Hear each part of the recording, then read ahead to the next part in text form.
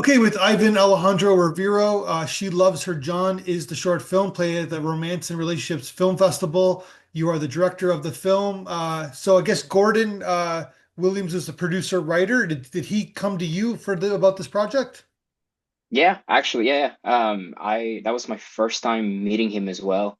Um, we had a lot of friends in common, and one day he just approached me and he wanted to grab lunch. And after we just realized that we're just good friends, like we just vibe together. He approached me. He was like, "Hey, I have a script that I've been wanting to do for a while, but I haven't met anybody that I think can bring it to life in the vision that I have." Um, and after, seeing my work and just getting to know me, he was like, he just wanted me to read it and see if I would even be interested, since this is a film that's very deep and personal.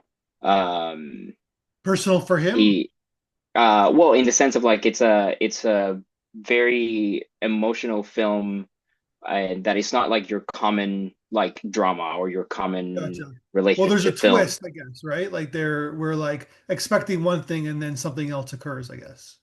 Yeah, yeah, I guess that's that's the kind of what. definition of a twist. Yeah, Yeah. that is kind of what he wanted, what we were posing when he first pitched the film. It's like, we want to make sure that we are not just going on this straight path where like how the film is going to go, how the film is going to end, and they're going to be happily ever after, but instead is trying to end it in a more like realistic note, Yeah. how not all problems are always solved at the end of like a hard part of the relationship. Yeah. So we really wanted to showcase something more real than something more just straightforward. So he already had the script ready to go when he met you?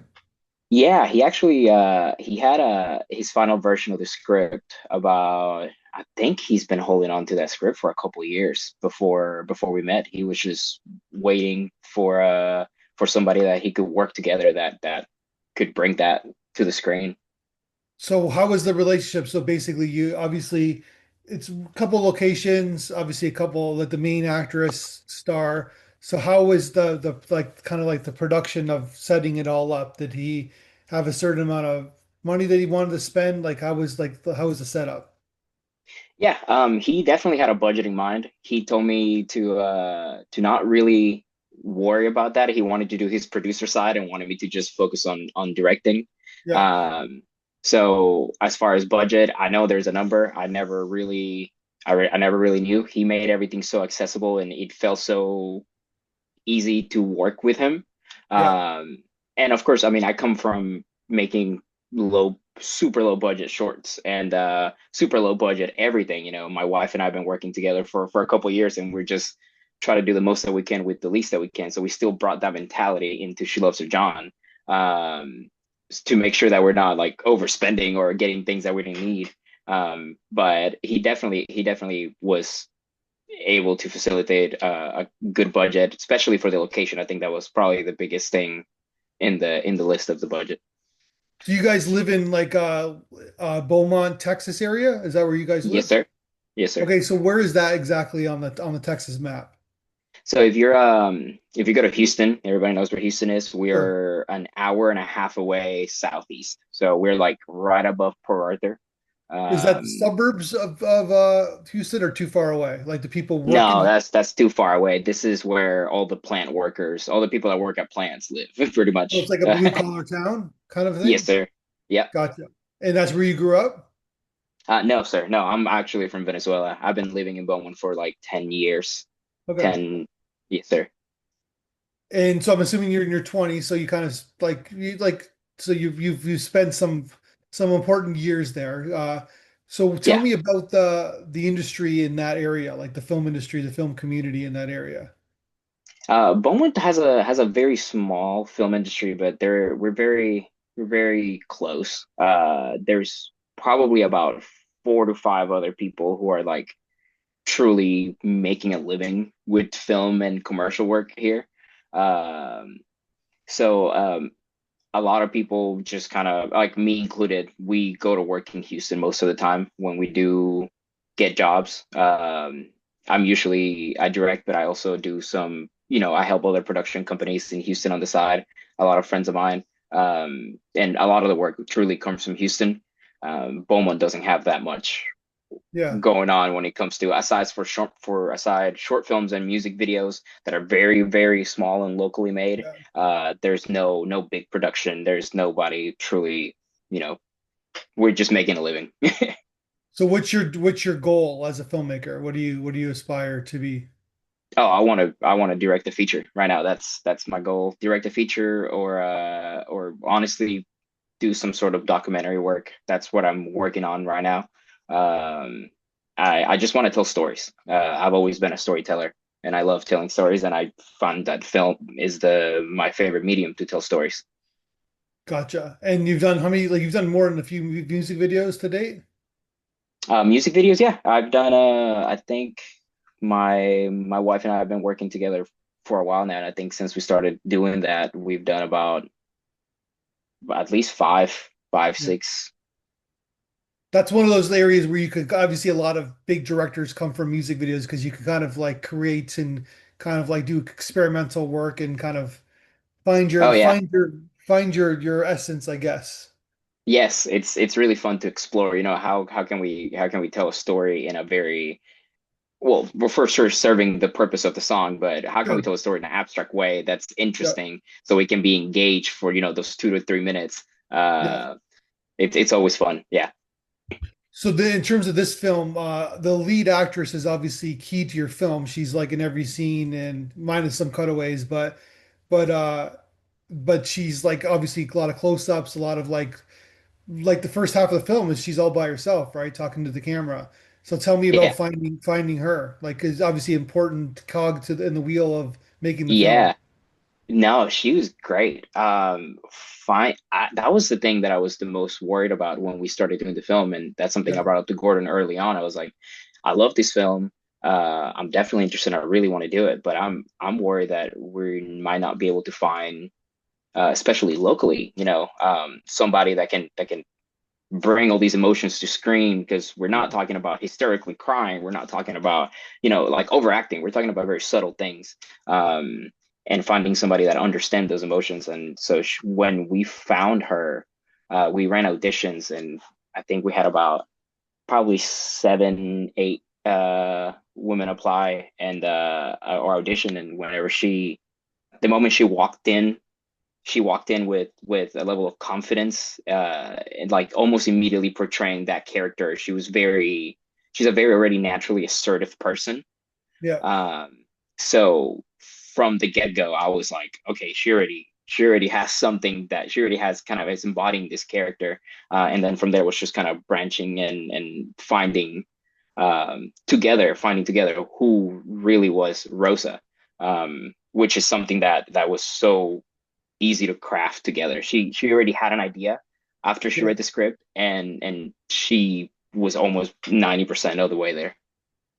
So red from your production design, red is an important color in your design, I guess, right? Yes, yes, we were going for that reddish pink color. The pink drapes, I guess, pink drapes, the red kind of obviously dress, the red bed sheets, right? Yes, sir. Yeah. So how did you guys create the product? Like, how did you guys kind of design? It says that that Paige Lucas Rivero is the creative director. I'm assuming that's your wife that you're referencing. Yes, yes. Does Yeah. she help you with like the production design? Yeah, her brain works in a really interesting way where I can just kind of sit there and express what I'm looking for, and she can dissect it in a just very direct way. And so when we were crafting Rosa, we were like, okay, what? How can we get a character that before she even speaks, you already have a preconceived notion of who she is? So we started going with a lot of reds to show like deep, very passionate, usually love, but also red meaning almost like a danger, like a warning sign. Yeah. And that's why also in the beginning she walks with the green, which is some of the envy and jealousy that she can be walking with, and that's kind of the two tones that we were looking for, while you have a very passionate love that they clearly, in a way, want to work out. It still has those green, that envy, that jealousy, and so we're really leaning into those two colors to try to be able to tell a story, using everything in the frame that we possibly can to tell a story. Gotcha. And where did you guys shoot it? You guys, I'm Uh, assuming. yeah, it was an Airbnb locally. I Oh, forget gotcha. the Yeah. yeah, I forgot the name of the owner, but he works. He's a very good friends of Gordon, and he had this beautiful house that he rents out for Airbnbs, and the set design on it was very easy to do because he was halfway there already. The only things we really had to do was just like change the sheets and the curtains in that one bedroom, but other than that, it was pretty. And we I fell in love with the stairs. Yeah. Um, I like that idea of having her up in the, usually when you have like a romantic movie and going back to like, just your average, even if you think of like Disney, you have like the prince that comes to the rescue the princess at the top of the Yeah. tower, and this is kind of how she sees herself, as this, like, like he's gonna come and I'm the catch. So I really like that idea of turning that upside down where we're getting her to walk down the stairs. So finding a shot, that was probably my favorite shot of the whole film, was figuring out how we can use the stairs in a really interesting way. And when I saw them, I was like, yes, I want to do this. That was just the toughest part. Is like, let's figure out how we can tell this in the most interesting possible way. Yeah. No, it was nice. And then in terms of like the after the shoot, you did like who was the editor of the film? Jonathan Tippett. Jonathan Tippett is the editor. He's been a long friend of mine, and this is that was this at the time, that was the second short film we did together, and he's just so easy to work with him. He gets it. He sees the vision. So whenever we were gearing up to shoot the film, he was probably the second person that I called to be like, "Hey, we're gonna do this," and then making sure that we understood what is the story that we were trying to tell and how we were trying to tell it. Yeah. Because in the edit, it went so much going into the edit, especially since we have all the voiceover, we have the music. So it was so easy to work with Tippett also because he's also good friends with the composer, Wesley Walcott, who's been my roommate for a while now. So it was it was just so easy to sit down together and be able to work on it. We're friends. It was just, it made sense. It made sense, and it was just great. To jump back a little bit, so Travis Myers was your DP. Did you work with him before as well? Yes, yes. We did. That was also the second short film we did together. This the From when we did She Loves Her John, I try to bring back a lot of the people that I really enjoyed working with in my first short film. I have again, Bowman is a small community. I was gonna say, you seem So like you have a pretty good team, like yeah, like yeah. team of collaborators.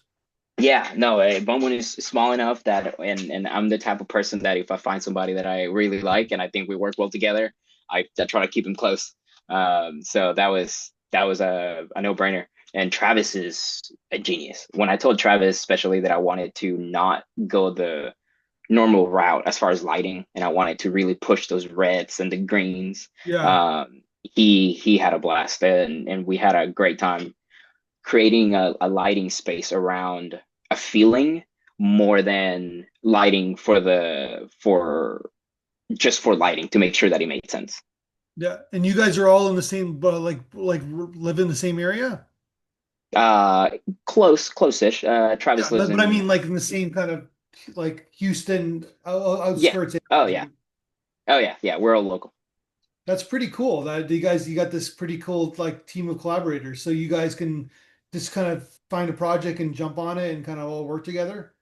Yeah, that's the best thing. I mean, working with your friends. I mean, they're like almost like family at this point. So getting to work with them very it's fun when you can have a team of people, especially as a director, when I don't have to worry about them or be behind them all the time. I fully trust them. I understand we have the meetings where we set out, what the vision is. We look at the big picture, but then I let them focus on their own version of the little pictures, and I'm checking in to make sure that we're still staying true to the original vision. Yeah. And I can just focus on working with the actors and working on um, blocking and shot listing and things like that that I think are going to tell the story in a better way. Yeah. So the sound design is very important to your film as well. Obviously the voiceover, but like in terms of like kind of like setting up the twists. So tell me about like who does your sound design? I actually did it myself. I originally went to school for audio engineering and Oh, wow. composing. Wow. Yeah. Yeah. And I well for music, and I that's what I really wanted to do at first. I wanted to make music for films. And then and yeah, so whenever it came time to it, I ended up doing it myself. It was a way that I can stay closer to it because I can highlight the sounds that I think I really wanted to highlight at the moment. So it was a very fun time to just sit on my computer till 2 in the morning and just kind of just play around with it. It's when there's no rules, and that was the fun part. This is a film for me, for all of us who made it. So it was fun to just be able to sit there and take every sound and every detail and do the best that I can to tell the story. That's amazing. And so would you ever would you ever want to work in the industry like that? Like as a sound working sound in the industry?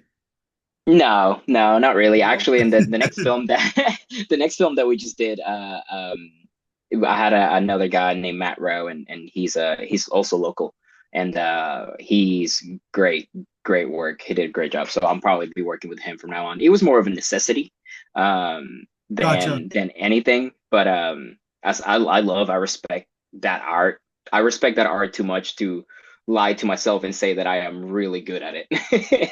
So Gotcha. I know there's somebody, especially somebody like Matt, that is very passionate in doing that, and they can bring to the table way more than I can bring to the table. So it sounds like the film, like you finished it like about 6 months ago. It's going at festivals. It's played a lot of festivals in Texas, which I'm assuming you're able to go. It's like, how's that experience? How's the festival experience so far for you? Honestly, I haven't had the chance to go to any of Oh, we them. haven't gone yet. Okay. No, I have Gordon. Gordon's been going on our behalf. He's such an amazing producer, but I haven't been able to go. The past ever since the film started going to festivals. Um, I mean, there's just life has been coming at me a million miles an hour. So this is truthfully the first, like, aside from a couple Q&As in our local theater. Yeah. Um, this is probably my third interaction talking, being able to talk about the film in a public way. Because I just been catching up with life, and finally I'm at a point where I can start doing these, and I'm really excited to start going with Gordon to all the festivals because I know we have many more on the way. Oh, you do. Oh, so it's doing well. He's really pushing Oh it. yeah, Yeah. yes Yeah. sir. Well, that's good to hear. It's yeah, it should get into like it's a nice time too. Nice 7 minute tells its story. It's not too busy. It's like meaning that like you just tell the story in like in a very concise time, nicely edited film. So did you Yeah, yeah, let thank me you. ask you the rain scene? Is that like did you guys I'm assuming you manipulated that in post production? No, actually, that was a good old water hose. Oh, okay. Like on set. Okay. Yeah. Yeah, yeah. That's I'm cool. a Okay. yeah, thank you. No, I'm a very practical person. Tippett, or editor, he's a great VFX designer, but we both believe in enhancing in post more than just relying fully on post production. Um, and I mean, getting to play with the team was fun. I mean, it's just it was. I think that was the smallest crew that we had was for the car scenes, since he was just one guy. It was just Zach Martin in the car, Yeah. which he did a fantastic job. He's a good friend of mine, and getting to work with him is always fun.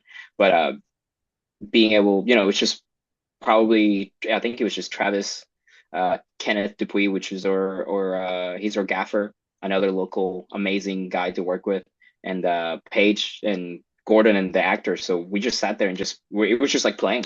So it's like, how can we make this look like rain in the best possible way? So make sure that we pick the right angles, so we can hide the, the hose. And it was great. Yeah, it was fun.